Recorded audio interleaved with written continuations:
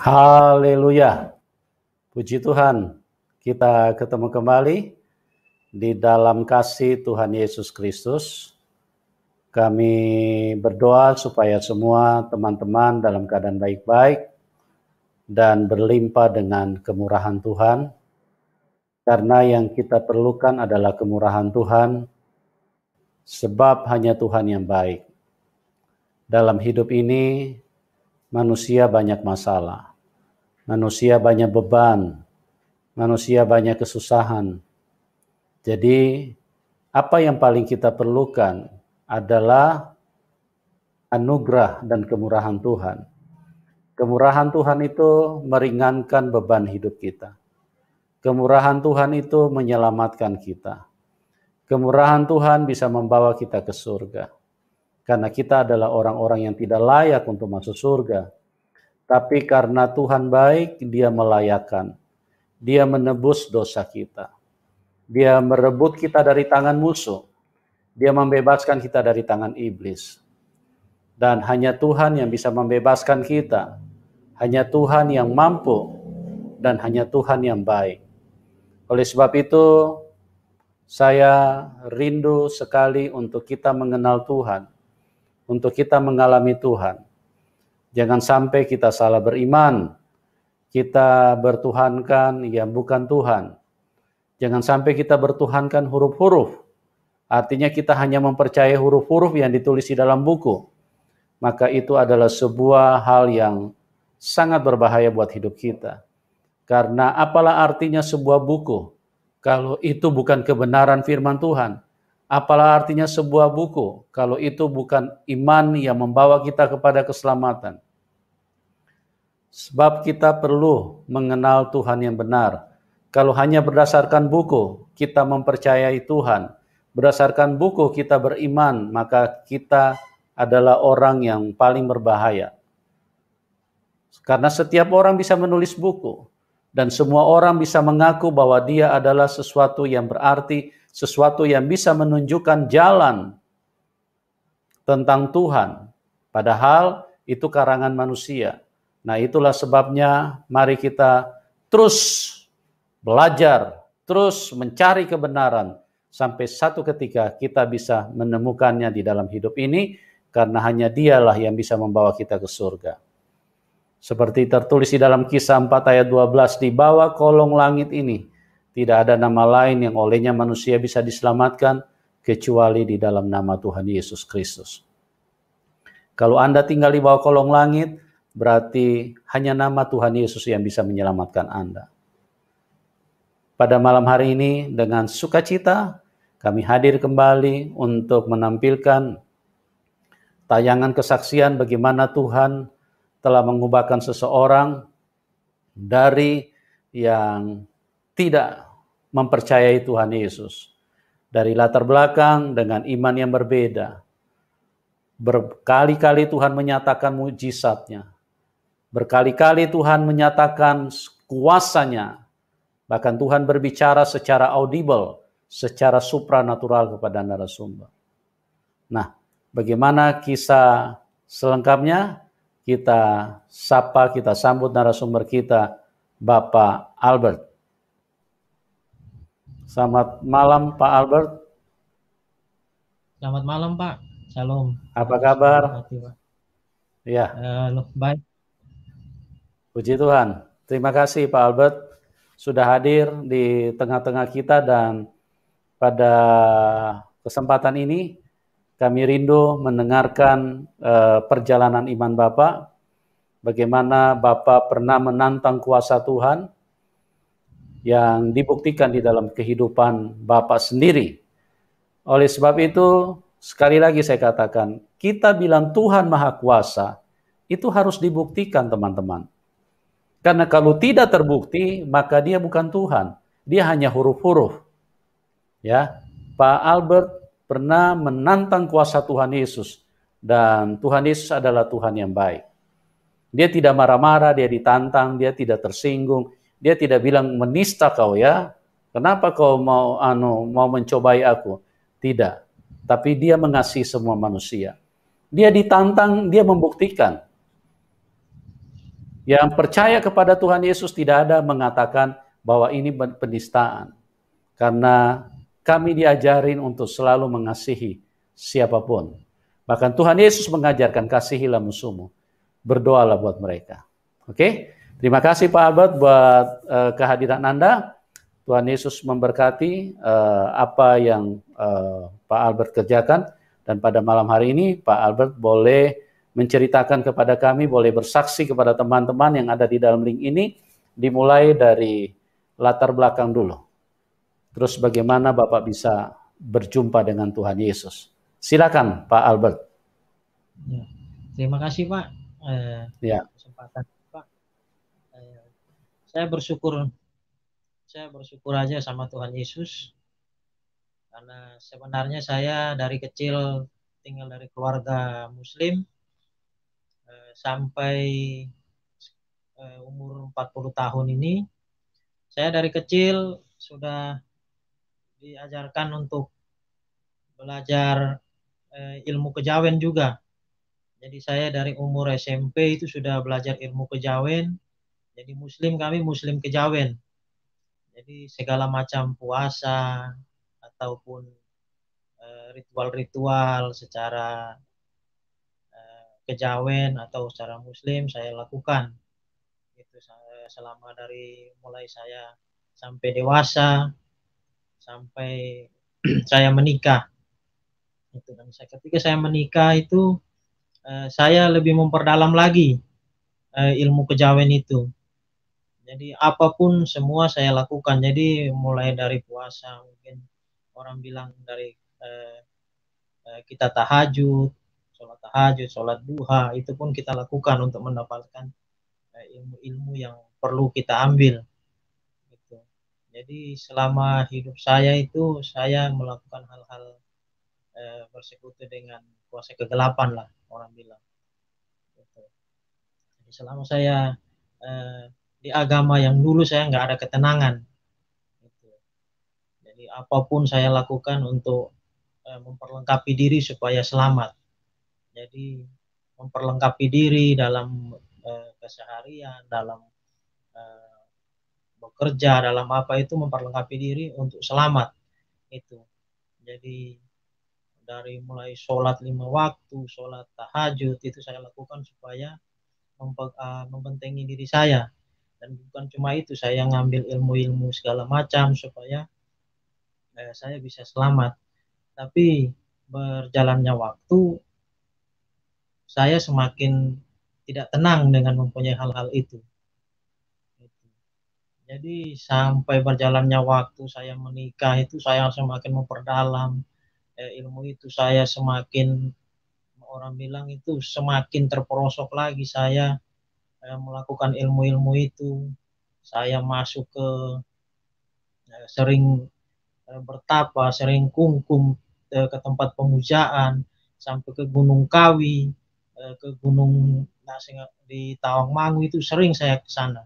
Pringgondani itu sering saya pergi. Jadi sering kungkum di sana sampai 7 tempuran. Itu sering saya lakukan di tempat itu kalau bulan Suro. Itu. Nah, sampai suatu ketika saya kerja di kapal, saya orang bilang sakit. Saya sakit selama 12 hari. Saya sakit itu darah keluar dari hidung, dari mulut. Nah, di situ saya andalkan semua ilmu saya, kekuatan saya tahajud pun tidak bisa sembuh. Ilmu saya, jin-jin saya panggil pun tidak bisa sembuh. Nah, pada saat itu saya buka Facebook. Nah, dalam Facebook itu saya mendengar ceramahnya Pak Pendeta Mel Atok. Pak Mel Atok itu bilang keselamatan hanya ada dalam Yesus. Nah, padahal selama ini saya sudah melakukan, saya mencari keselamatan dengan melakukan ya orang apa di agama kami kan ya sholat 5 waktu, saya belajar ilmu-ilmu, saya belajar semuanya untuk mendapat supaya bisa selamat. Tapi kok ini lain, Pak Melatok bilang keselamatan hanya dalam Yesus. Itu posisi saya sakit karena saya takut mati. karena ilmu-ilmu saya tidak bisa bantu saya, jin-jin saya tidak bisa bantu saya, setan-setan yang saya punya itu tidak bisa bantu saya. Akhirnya saya bilang, saya tantang Yesus. Saya bilang begini sama Yesus, kalau Engkau Tuhan, sembuhkan saya. Karena saya sudah melakukan dengan ilmu ini, ilmu saya tidak bisa sembuh. Malah semakin parah. Saya bilang gitu. Kalau Engkau Tuhan, sembuhkan saya.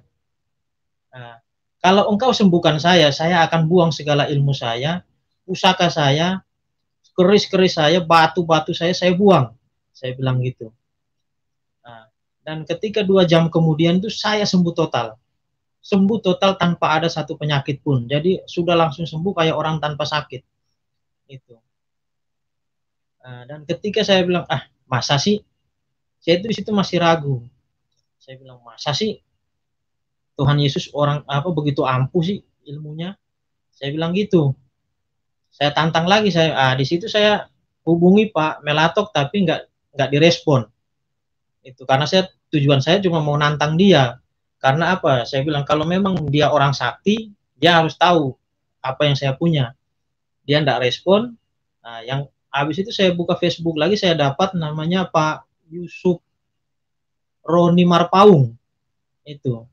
Dan ketika saya hubungi dia, di situ dia langsung respon, telepon saya, video call. Saya cuma nanya, Pak, apakah orang Kristen boleh enggak punya pusaka? Boleh enggak punya ilmu? Karena di agama kami boleh semuanya itu. Dia bilang enggak boleh. Saya bilang, terus dia bilang apa? Kita berdoa, Pak. Saya bilang, kalau dia berdoa pasti dia tahu ini saya siapa. Saya bilang gitu kan. Saya kerahkan semua ilmu saya, apa saya, supaya dia lihat bahwa saya ini juga orang enggak orang biasa. Saya bilang gitu. Ketika dia doakan, dada saya ini kayak terbakar luar biasa panasnya. Panas luar biasa dada saya ini. Saya bilang, Pak, dada saya panas. Dia bilang, ya udah, oke lah, kita stop berdoa. Dia bilang begitu. Nah, ketika dia stop berdoa, dia bilang, Pak, kita harus lanjut berdoa untuk Bapak. Kalau Bapak mau percaya Yesus. Saya bilang, Pak, posisi saya masih di atas kapal. Karena saya tidak bisa turun. Itu saya bilang gitu kan. Nah, setelah dia bilang, nanti kalau Bapak turun di darat, Bapak hubungi. Nah, setelah saya hubungi, dia tidak berani juga karena posisi saya bilang, Pak, kami di rumah itu semua Muslim, mungkin 5 kampung di tempat saya tinggal itu tidak ada orang Kristen. Jadi kalau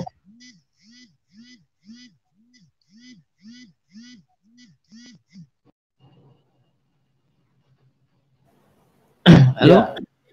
Iya Pak, tadi ya, sempat Pak. hilang suaranya. Lanjut Pak, lanjut.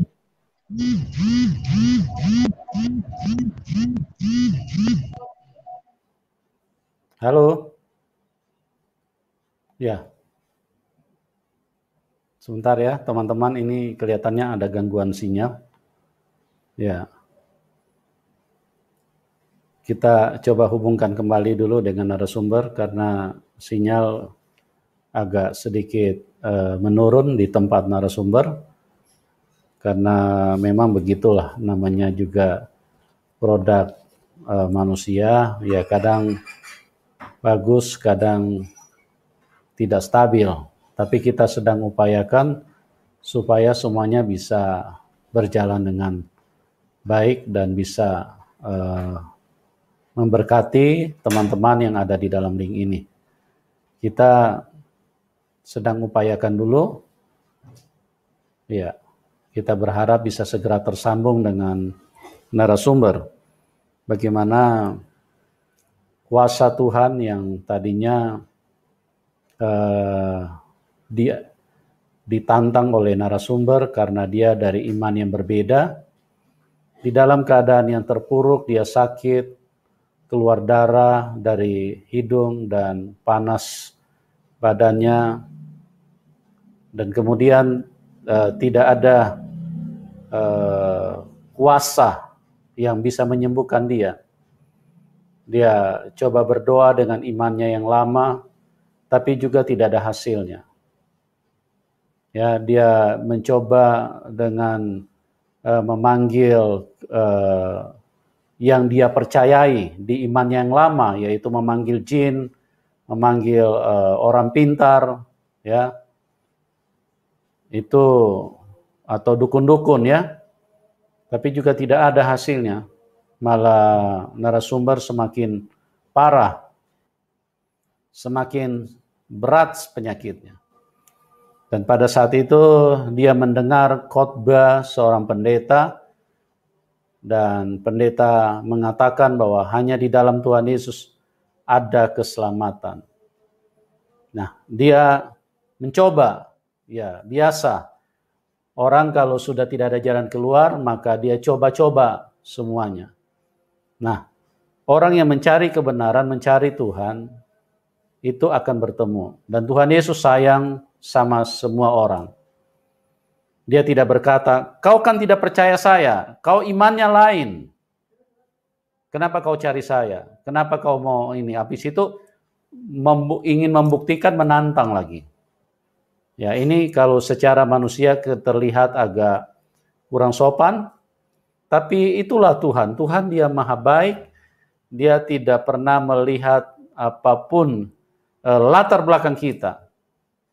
Tapi Tuhan ingin supaya semuanya diselamatkan. Ya, sekalipun cara kita tidak sopan, sekalipun cara kita kurang ajar, bahkan ada orang yang menghina Tuhan. Bahkan kita lihat Paulus pernah membunuh murid-murid Tuhan, pernah menganiaya, pernah memasukkan mereka dalam penjara. Itulah terbukti bahwa dia Tuhan. Yang disebut pengasih dan penyayang itu adalah dia Tuhan Yesus satu-satunya. Karena tidak ada kasih yang lebih tinggi seperti yang diajarkan oleh Tuhan Yesus dan yang dilakukan oleh Tuhan Yesus. Sekalipun Paulus penghujat, pembunuh orang Kristen, penganiaya, bahkan banyak sekarang orang belakangan ini juga yang dari tahun ke tahun ada yang tidak suka kepada Tuhan Yesus, mereka menganiaya, mereka mengatasnamakan iman mereka, kemudian mereka melakukan tindakan-tindakan yang merugikan umat Tuhan yang percaya kepada Tuhan Yesus. Tapi Tuhan Yesus tidak pernah marah, dan Tuhan Yesus buktikan bahwa dia sayang semua sama manusia. Dia berkata bahwa marilah kamu yang letih lesu dan berbeban berat. Karena dia sayang semua. Di saat narasumber imannya masih berbeda, dia sakit sudah mau mati, dan dia menantang, bukan berdoa lagi, menantang. Tuhan Yesus, kalau engkau betul-betul Tuhan, tunjukkan kepada saya. Saya butuh mujizat. Ya. Sudah membutuhkan kuasa Tuhan, masih nantang lagi. Dan ini sekali lagi saya katakan, tidak bisa dibantah kalau dia adalah Tuhan. Dia baik sekali. Tidak pernah marah-marah dan tidak mau menolong. Asal orang datang memanggil namanya. Memanggil namanya, apapun kepercayaanmu, apapun latar belakangmu, apapun kondisi ekonomimu, Tuhan sayang. Sekalipun Anda tidak punya uang, kalau Anda betul-betul mencari, memanggil nama Tuhan, dan Anda butuh kuasanya dinyatakan di dalam hidupmu, maka engkau akan melihat kuasanya yang ajaib. Ya, coba segera dihubungkan dengan narasumber supaya... Ya, oke. Pak Albert sudah bisa dengar saya, Pak? Ya, bisa Pak. Maaf tadi sinyalnya kurang bagus Pak, karena kapalnya mutar mungkin. Iya, ya. Pak Albert, Bapak ada handset nggak, Pak? Ada Pak. Headset. Iya, kalau ada headset coba dipakai supaya suaranya lebih bening, Pak. Oh gitu Pak, iya Pak, sebentar. Ya, ya, dicoba aja dulu, Pak. Ya, sebentar ya teman-temannya, kita lagi coba maksimalkan perangkat dulu supaya suara audio daripada narasumber lebih baik untuk didengar pada saat kita tayang, karena kalau suaranya naik pasang timbul tenggelam, pasang surut, artinya tayangan ini tidak bisa maksimal. Tapi jika perangkatnya digunakan dengan maksimal, kemungkinan akan lebih bagus. Ya, bisa dengar Pak? Ya, halo Pak. Ya, sudah pasang headset?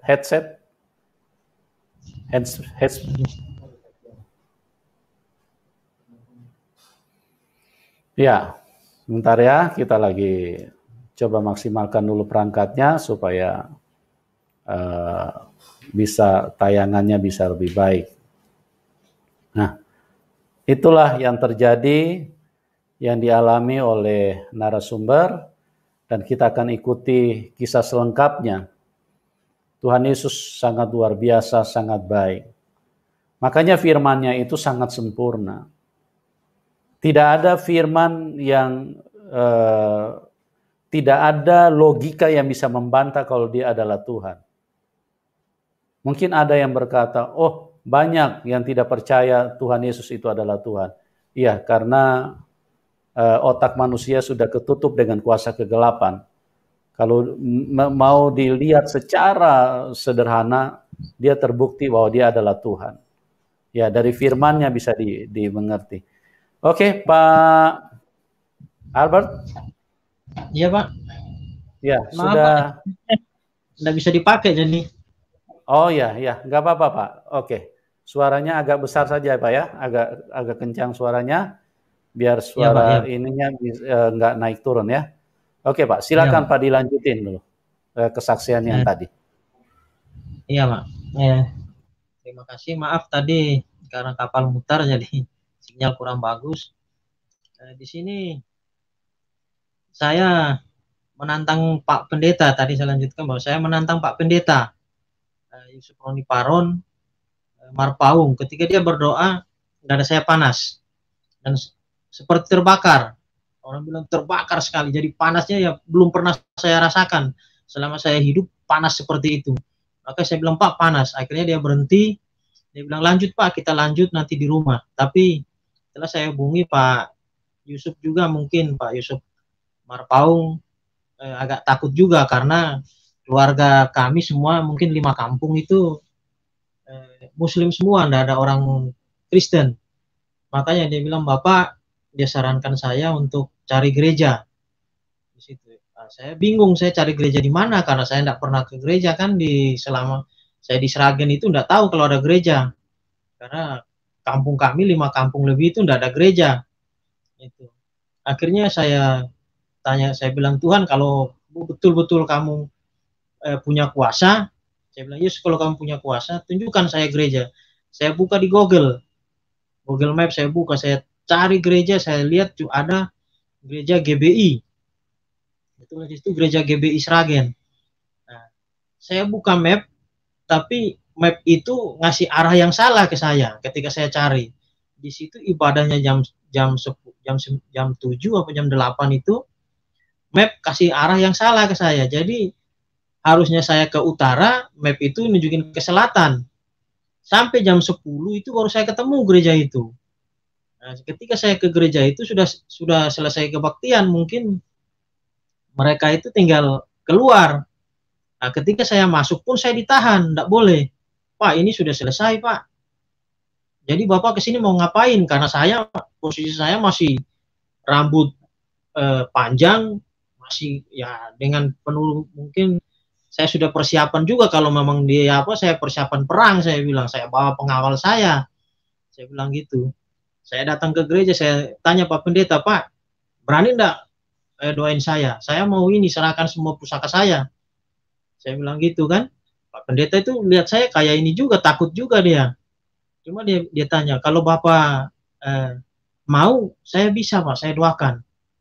Tapi pada saat itu saya belum bawa kayak keris saya, batu-batu atau bambu-bambu petuk itu segala macam, belum saya ini. Yang seperti saya kirim ke Bapak itu gambar-gambar ini, pusaka-pusaka saya itu kan. Itu belum saya bawa. Saya bilang, Bapak Pendeta bilang itu kalau Bapak memang betul-betul mau didoakan, bawa semua ke sini. Nah, hari Minggu dia bilang, Bapak ke sini jam 7 bawa semua Bapak serahkan. Jadi jam 7 itu ketika hari Minggu, saya semua ini saya masukin ke dalam tas, semua keris, pusaka, batu, cambuk, semua saya masukin ke tas, saya bawa ke gereja. Tapi saat itu Pak Pendeta itu belum mendoakan, dia bilang, Pak kita cari waktu yang khusus ya Pak ya. Itu. Karena secara ketika ibu pendeta itu bilang, Bapak melakukan ini udah lama sekali ya Pak. Sampai kayak begini Bapak ini. Saya bilang, Ibu, saya baru kenal Ibu saya enggak pernah cerita ke Ibu, kok Ibu tahu sih? Saya bilang gitu kan. Kok tahu sih saya udah melakukan lama hal ini, karena saya dari SMP itu udah belajar tenaga dalam, saya menjadi guru tenaga dalam, itu sampai dulu di Jakarta, di Solo saya untuk jadi guru tenaga dalam itu kan. Kok Ibu tahu? Saya bilang. Saya pikir ini sakti juga orang ini nih. Saya pikir kan gitu, sakti juga ini. Saya tidak pernah ngomong sudah tahu. Gitu. Karena saya belajar ilmu begitu untuk mengetahui orang ini punya isi pun itu saya harus puasa sekitar tidak makan sekitar 7 hari. Jadi puasa ngebleng orang bilang 7 hari 7 malam tidak makan, baru harus pate geni. Gitu. Tapi ibu ini saya nggak bisa melihat dia ini punya ilmu, tapi dia bisa tahu itu. Maka saya bilang oke, saya bilang kalau memang waktunya ini mau cari waktu Bapak yang tentukan, nanti saya siapkan waktu. Dan dia bilang hari minggu depan, jadi 2 minggu kemudian. Karena saya dengar yang Bapak Pendeta Joshua bilang ini kita harus doa puasa, dia bilang itu harus doa puasa dulu baru hadapi ini. Jadi 2 minggu kemudian. Setelah 2 minggu kemudian saya datang ke gereja itu dan didoakan itu saya enggak tahu apa yang terjadi dengan saya lah udah itu. Dan ada video-videonya itu, saya di video bahwa saya tumbang lah, saya jatuh kayak apalah mereka bilang itu. Dan itu pusaka itu pun enggak langsung dibakar hari Minggu itu. Jadi pusaka itu masih cari waktu lagi untuk dibakar. Nah, bakarnya itu kalau tidak salah hari Kamis. Hari Kamis Bapak Pendeta Joshua telepon saya, Pak Albert bisa datang ke gereja pagi. Saya bilang bisa Pak, karena pagi kita mau bakar semua pusaka-pusaka Bapak. Nah, dan ketika dibakar itu ada video-videonya, saya dikasih juga, mereka bakar sampai meledak apa segala macam. Saya bilang oke Pak, saya siap bakar aja, enggak apa-apa, saya bilang begitu. Dan dibakar hari Kamis pagi itu. Nah, setelah itu Bapak Pendeta bilang kamu harus dibaptis. Kamu harus dibaptis. Saya bilang Pak, saya waktu di rumah itu cuma tidak lama Pak. Jadi kalau mau dibaptis, kapan baptisnya? Karena saya tidak lama, saya harus kerja lagi, naik kapal lagi. Saya bilang gitu. Jadi Bapak Joshua itu ambil waktu khusus untuk saya dibaptis. Dan ketika saya mau dibaptis, di situ saya menangis. Karena apa? Saya melihat lain yang saya lihat waktu saya dibaptis. Saya melihat itu kayak kalau dulu kan saya harus belajar dulu membuka indera keenam saya kan, membuka mata batin itu kita harus puasa dulu. Puasa atau melakukan ritual baca mantra atau apa kan, kita mintakan ke ini kan kaki danyang, ninji danyang, ibu bumi gitu kan, untuk membuka ini mata batin saya untuk melihat alam roh. Tapi di situ saya bisa melihat langsung terbuka. Jadi langsung dibuka, saya melihat itu antara ada 2 jalan, yang satu surga, satu neraka. Saya bilang Pak, ini kok banyak yang masuk ke ini pakai baju putih, tapi masuknya ke neraka. Saya bilang gitu. Saya bilang Pak, ini apa ini? Kok banyak yang masuk ke neraka? Dia bilang. Saya bilang gitu. Ada orang keluar dari gereja pun masuk neraka. Saya bilang. Jangan-jangan saya tidak masuk surga lagi nih Pak, saya tidak selamat lagi saya ke sini. Tapi Pak Pendeta bilang apa? Orang Kristen juga belum tentu masuk surga. Saya bilang, saya kaget juga. Gitu. Dia bilang, orang yang Kristen juga belum tentu masuk surga, harus orang yang sungguh-sungguh percaya sama Yesus baru masuk surga. Saya bilang, waduh berat juga ini kalau begini. Tapi saya bilang, udah Pak, saya tetap dibaptis. Jadi saat itu juga saya dibaptis, dan pada bulan Juni kemarin saya langsung berangkat lagi naik kapal. Itu. Dan ketika saya naik kapal pun, memang tantangan jadi orang Kristen itu enggak ringan.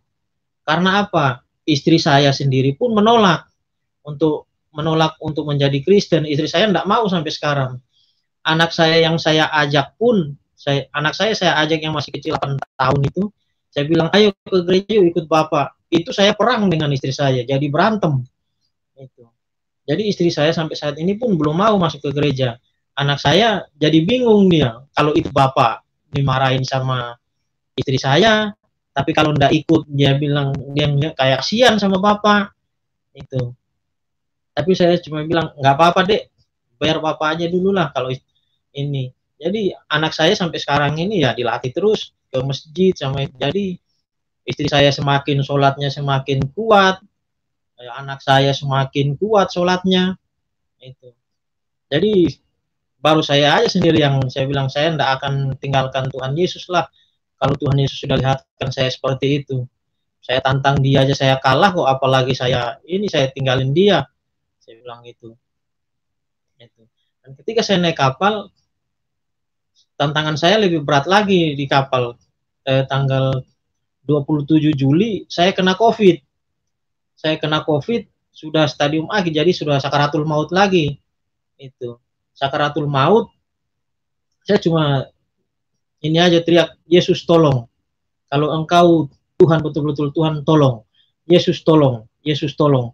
Sebanyak 3 kali aja saya bilang Yesus tolong, sebanyak 3 kali. Pernapasan saya bisa lega. Itu. Dan dipakaikan oksigen 2 tabung langsung ke dalam mulut dan hidung, 2 tabung langsung oksigen. Di situ saya cuma bilang, kalau Tuhan engkau punya kuasa, tunjukkan kuasamu lagi ke saya. Dan betul, Tuhan Yesus itu tunjukin lagi kuasa. Selama saya COVID, 3 kali Tuhan Yesus itu berbicara ke saya secara langsung seperti manusia. Yang pertama dia berbicara ke saya ketika saya COVID, saya masuk di rumah sakit Budi Kemuliaan itu tinggal matinya doang. Orang bilang, saya bilang, Tuhan, saya cuma sebatang kara di sini. Saya sendiri, saya tidak punya keluarga, saya tidak punya siapa-siapa. Saya bilang, kalau saya mati, apakah mayat saya bisa dipulangkan ke rumah? Itu saya tanya cuma itu, tapi Tuhan jawabannya lain. Saya tanya apakah mayat saya bisa pulang ke rumah, Tuhan jawabnya lain. Dia bicara langsung suara itu saya dengar seperti manusia berbicara. Dia bilang, saya tidak pernah meninggalkan engkau. Itu. Di situ saya kaget luar biasa. Saya bilang, ini saya cari siapa yang bicara, karena apa? Di rumah sakit itu kami 6 pasien COVID, 2 orang meninggal. Di sebelah saya itu meninggal dua-duanya. Itu. Jadi saya masuk kamar itu kamar persiapan untuk mati. Itu. Tetapi saya tidak meninggal karena ada Tuhan Yesus. Itu. Tuhan ngomong, saya tidak akan pernah meninggalkan engkau. Di situ saya luar biasa Tuhan Yesus itu. Dan pas tanggal 1 Agustus itu saya ditelepon, Pak, kapal mau berangkat, persiapan mau berangkat karena sudah selesai perbaikan. Di situ saya tanya lagi Tuhan, kan kamu yang kirim saya ke kapal itu, saya harus kerja Tuhan. Saya bilang gitu, saya harus kerja. Tapi kenapa saya sakit? Sampai di sini saya sakit. Saya bilang gitu kan, saya sakit Tuhan. Tuhan berbicara lagi seperti manusia kepada saya. Dia bilang, sebelum engkau injak kakimu di kapal itu nggak akan berangkat. Saya bilang, Tuhan ini ada-ada saja cuma ngomong begitu. Sedangkan kapal ini udah mau selesai, memang karena sudah mau selesai perbaikan. Sudah dikabarin kapal mau berangkat. Itu. Tetapi pada malam hari tanggal 1 Agustus itu saya ditelepon dari kapal, Pak, kapal nggak jadi berangkat, ada perbaikan lagi. Saya bilang, berarti Tuhan itu luar biasa nih Yesus ini. Dia ngomong kapal nggak akan berangkat kalau saya nggak nginjak kaki itu. Itu. Nah, dan pada tanggal 5 Agustus itu saya anfal kedua. Jadi saya nggak bisa bernapas lagi ketika saya diminta untuk rongsen. harus jalan kaki dari tempat kamar inap saya itu di rumah sakit ke tempat rongsen itu mungkin ada 200 meter. Di situ jalan kaki. Di situ saya tidak bisa bernapas lagi. Jadi napas itu sudah berhenti total. Jadi harus dioksigen lagi.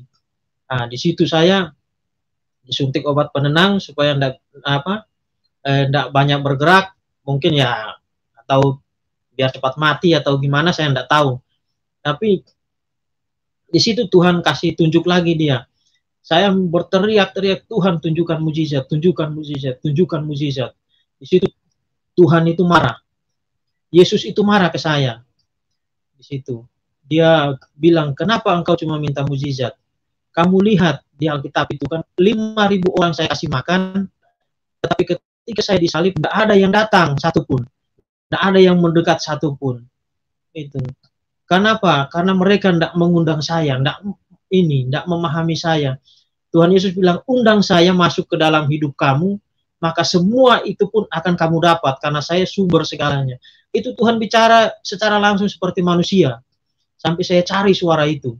Saya bilang, siapa yang ngomong ini? Siapa yang ngomong? Padahal sekitar jam 3 pagi.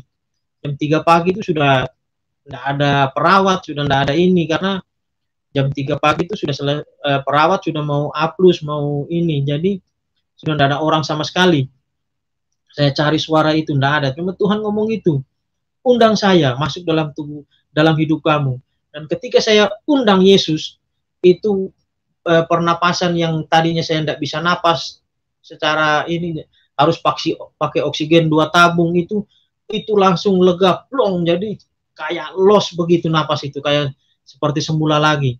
Saya bilang itu luar biasa, jadi terbuka luar biasa.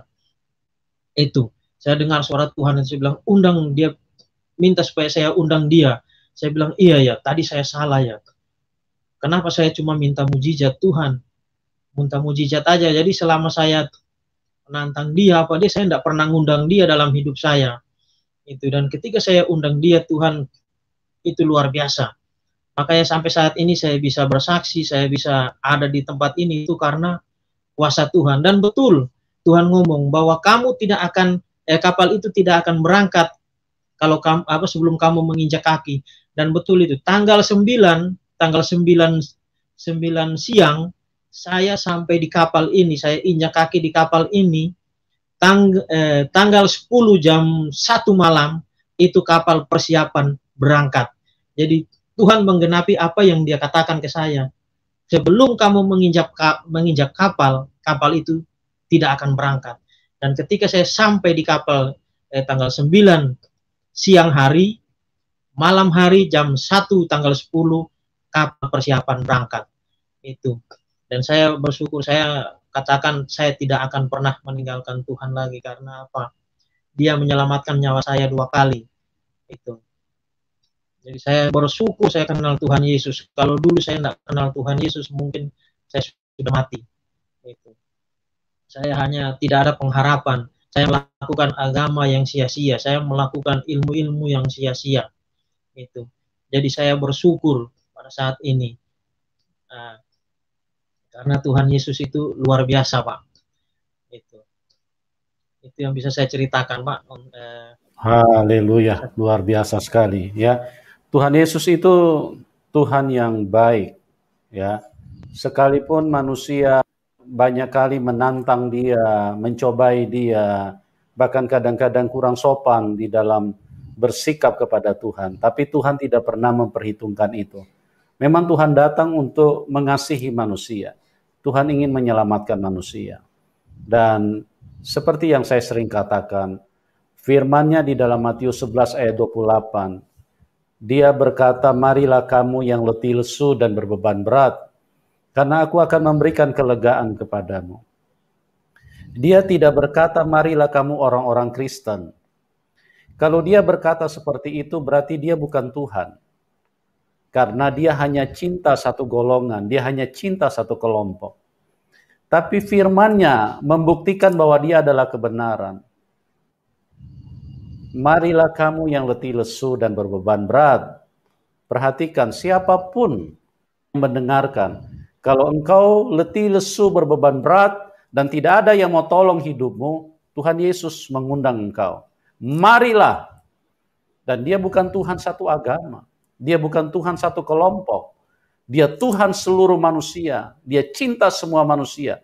Dari segala bangsa. Dari segala warna kulit. Bahkan yang tidak beragama pun, yang tidak percaya Tuhan pun, itu dicinta. Tuhan sayang. Tuhan tidak ingin satu manusia pun binasa.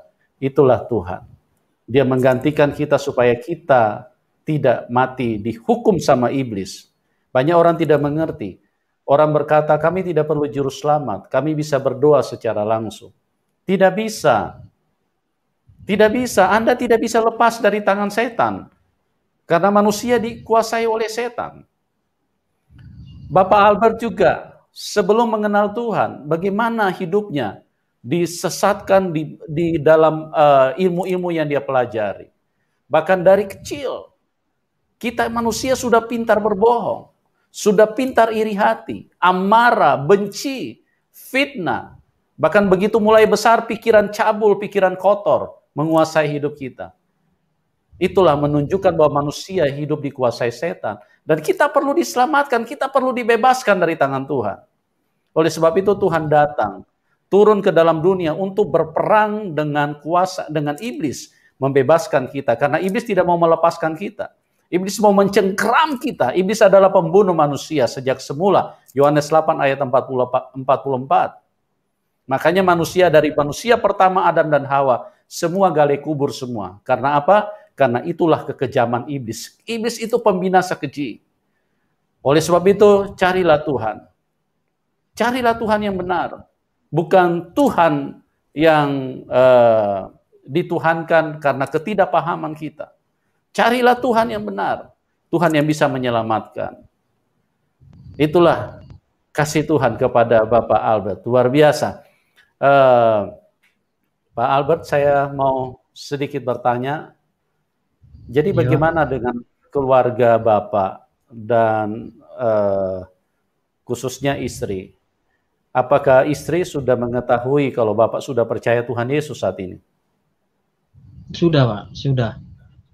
Dan sudah. Saya sudah ngomong ke istri bahwa saya bilang, saya sekarang ikut Yesus. Dan semua ilmu yang saya punya, saya buang. Segala pusaka ada itu, dan istri saya sebenarnya senang dia, karena dia setiap hari, kalau kan saya pusaka-pusaka itu kan saya tinggal di lemari.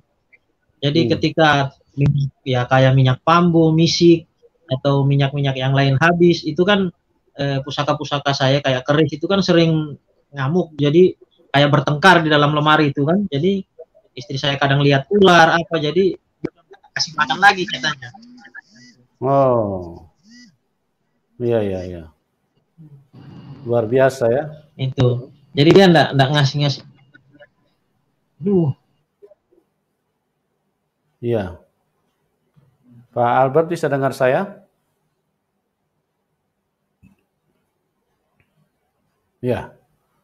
Sempat terputus, nanti kita coba sambungkan kembali kepada narasumber.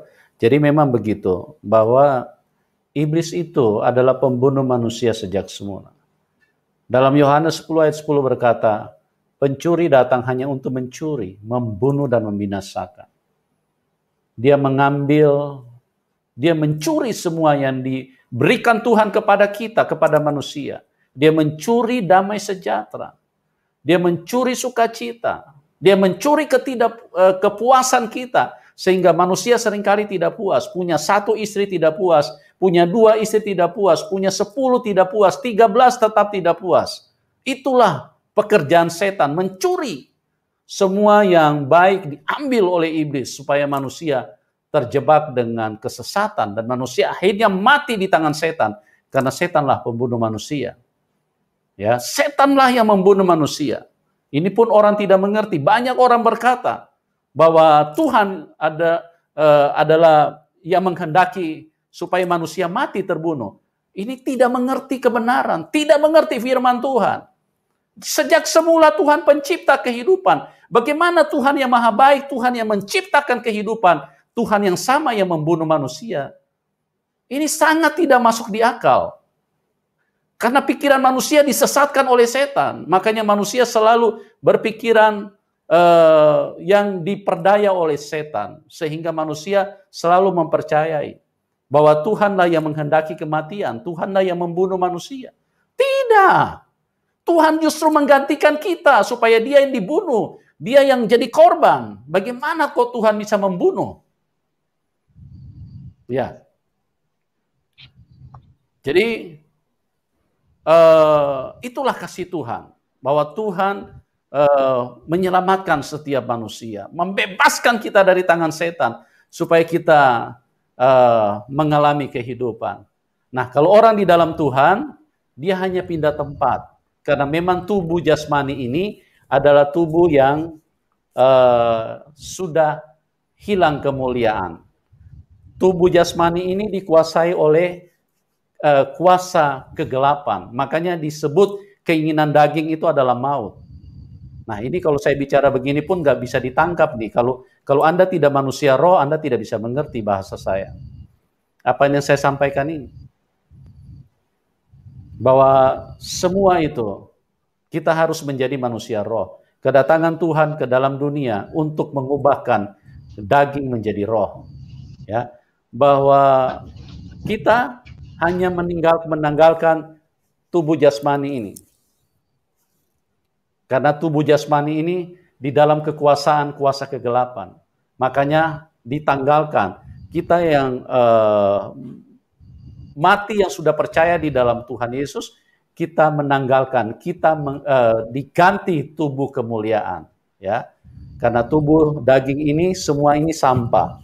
Dia harus segera masuk tanah kalau roh kita sudah berpisah. Oke Pak, silakan dilanjutkan bagaimana tadi dengan istri. Ya. Pak Albert? Iya Pak. Ya, bagaimana Pak dengan istri? Apakah reaksinya terhadap Bapak percaya Tuhan Yesus itu seperti apa, Pak? Ya, pertama kaget, Pak. Pertama kaget. Lalu kedua dia bilang, saya sekarang kan kalau dalam Muslim kita kan surga seorang istri kan ada di tangan suami kan, itu kan sebagai imam kan.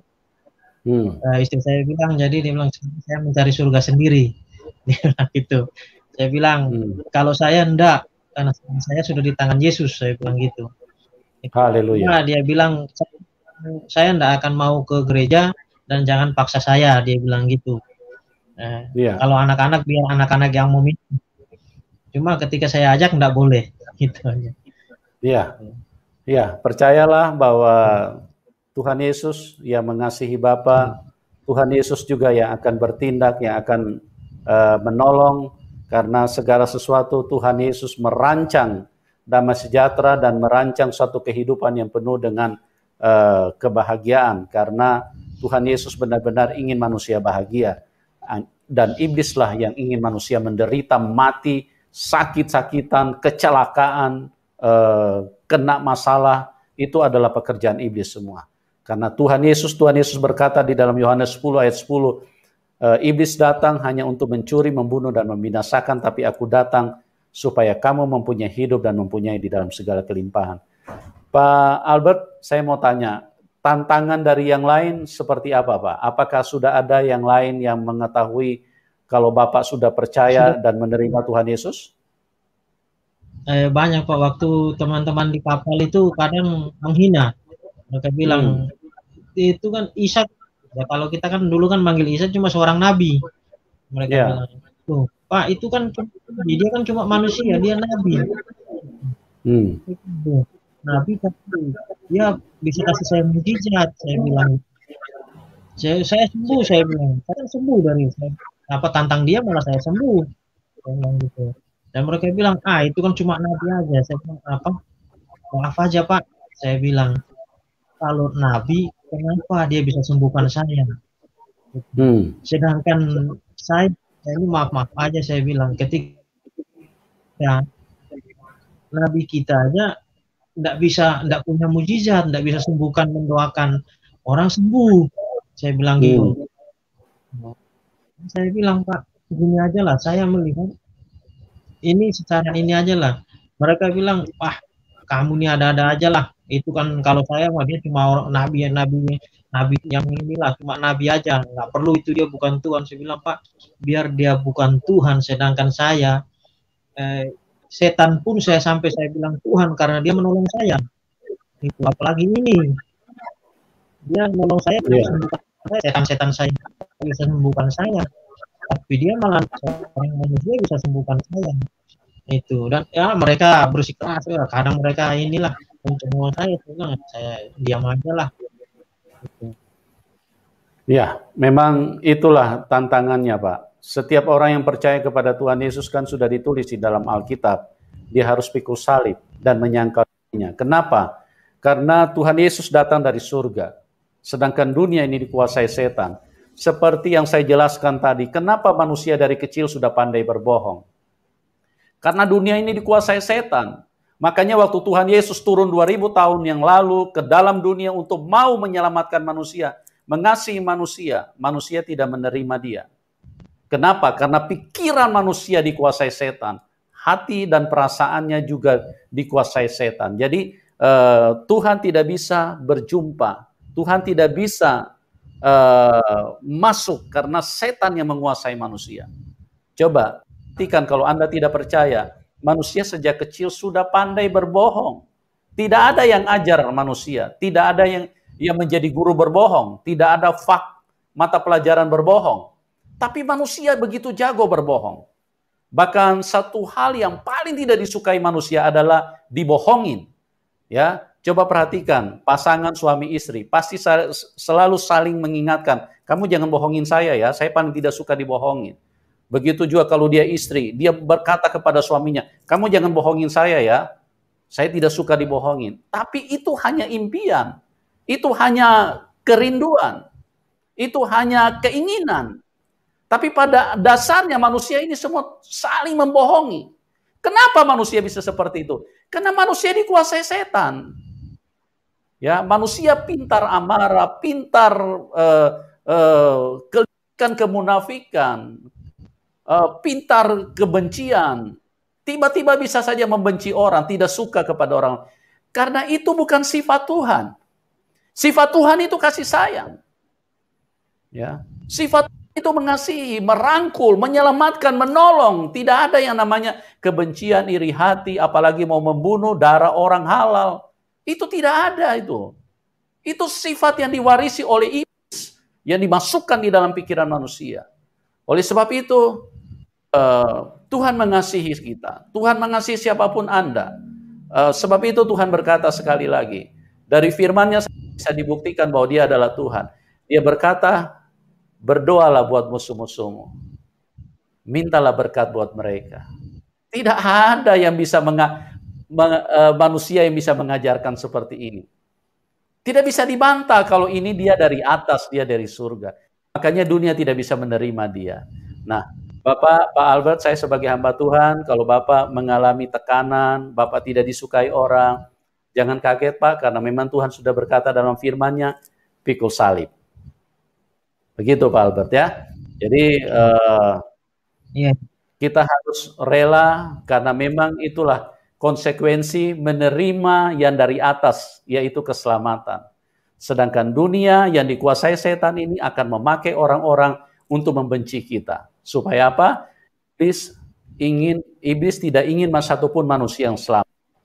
Nah, kira-kira pertanyaan saya selanjutnya, apa komitmen Pak Albert kalau misalnya tantangan semakin besar, atau mungkin aniaya, atau mungkin bahkan satu waktu mungkin ada orang yang mau membunuh kita karena kita percaya kepada Tuhan. Kira-kira bagaimana komitmen Bapak kepada Tuhan Yesus? Apakah Bapak akan meninggalkan dia? Saya tidak akan meninggalkan dia, Pak. Saya sudah siap. Karena saat ini pun keluarga dari istri ada yang sudah ini kan ngomong sebenarnya tidak boleh orang Islam sama orang Kristen menikah, tidak boleh. Jadi sudah menyarankan istri saya untuk pisah dengan saya, tapi saya katakan kalau saya ini tidak akan saya tinggalkan Tuhan. Saya tidak akan menjual Yesus. Saya bilang gitu. Haleluya, luar biasa sekali. Terima kasih, luar biasa sekali. Bapak punya komitmen bagaimana orang yang mengalami Tuhan itu secara luar biasa. Karena Pak Albert ini mengalami sendiri.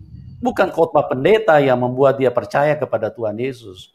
Ya, bukan karena apa namanya disarankan atau diarahkan oleh seseorang, tapi karena dia membuktikan, dia menantang kuasa Tuhan, dan Tuhan Yesus mengasihi dia.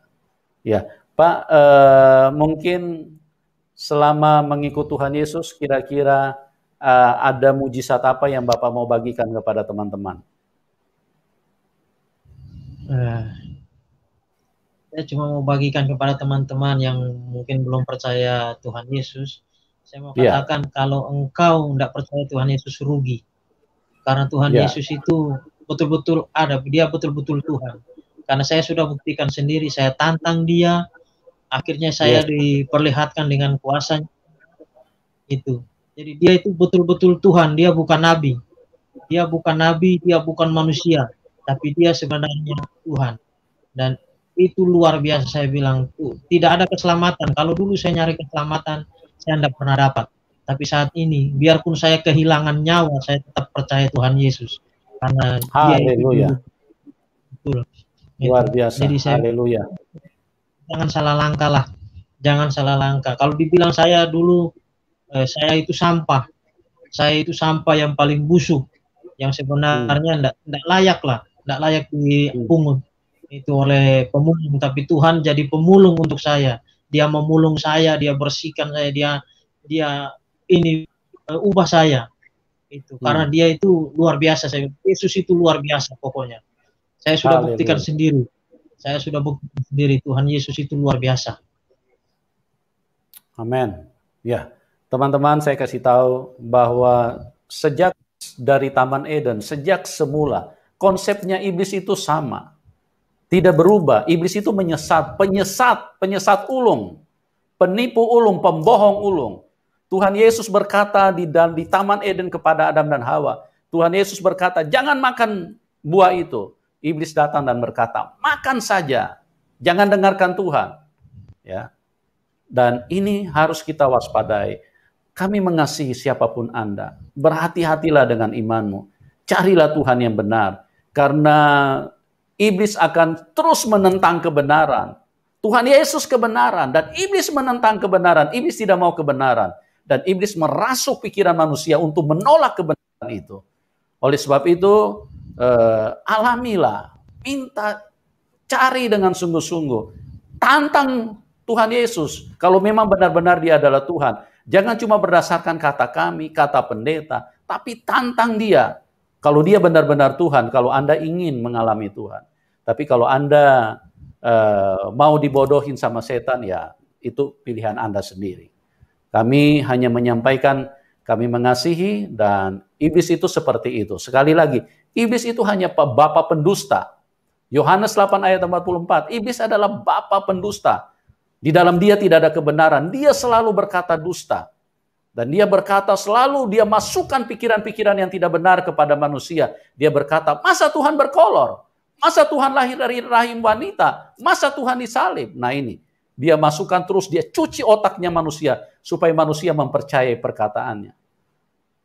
Dan sekali lagi, kami mengasihi Anda semua, kami berdoa, kiranya kebaikan Tuhan bisa menyentuh hidup kita, sama seperti apa yang telah dialami oleh Bapak Albert. Terima kasih Pak Albert, kesaksian yang luar biasa yang sudah memberkati, menguatkan kita semua, dan yang sudah percaya Tuhan Yesus, mereka tambah dikuatkan. Benar-benar Tuhan Yesus itu Tuhan yang real. Yang belum percaya Tuhan Yesus, kita berdoa supaya kuasa Tuhan menjamah dan mencerahkan, menerangi mereka yang hidup di dalam kegelapan, supaya mereka bisa melihat kebenaran, bisa melihat Tuhan yang sesungguhnya. Tuhan memberkati Bapak, doa kami buat Bapak tetap sukses, dan yang terutama adalah iman Bapak semakin kokoh di dalam Tuhan Yesus. Teman-teman, doa kami juga buat Anda semua. Tuhan Yesus memberkati kita semua, dan kita berjumpa di program selanjutnya. Salam kemenangan buat kita semua. Amin.